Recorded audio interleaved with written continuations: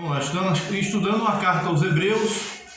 Então, vamos começar com as considerações introdutórias. O nome Hebreus, da onde ele vem, da onde ele surge?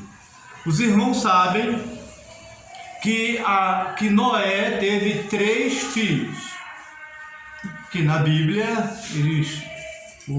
com o nome aportuguesado fica Sem, Cã e Jafé. Os descendentes de Cã, eles são os pais dos egípcios. Então, os egípcios, os africanos, ok? Eles são descendentes de Cã. Os europeus são descendentes de Jafé. E os habitantes do atual Iraque, da Mesopotâmia, são os descendentes de Sem. Então, Sem, ele gerou alguns filhos, alguns descendentes proeminentes. Um desses descendentes proeminentes foi Éber.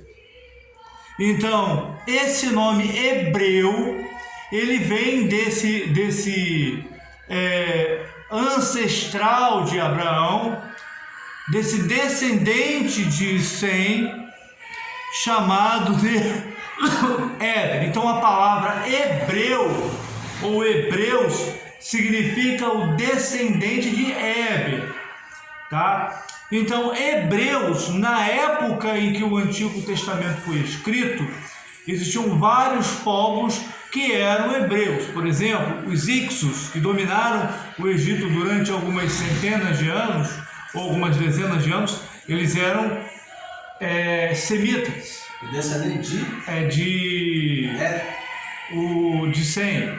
De Sem. Por exemplo, Elam, os elamitas também eram descendentes de Sem. Agora, dos hebreus, os descendentes dos hebreus, de Éber, melhor dizendo, os hebreus eram quem? Os hebreus eram o povo de Abraão, eram hebreus, e os descendentes de Ismael.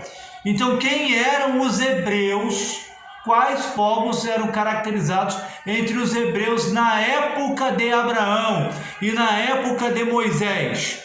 Eram os judeus, ou filhos de Israel, os moabitas, os amonitas, os midianitas, que descendiam, segundo alguns comentaristas, de Abraão com Quetura, sua esposa, depois que Sara morre, e os ismaelitas também eram hebreus.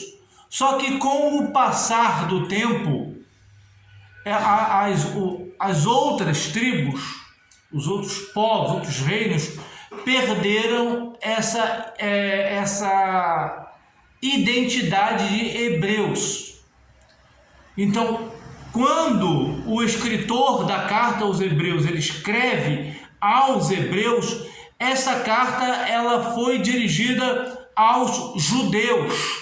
Então, Hebreus aqui na carta aos Hebreus, ela caracteriza os judeus crentes em Jesus, ok?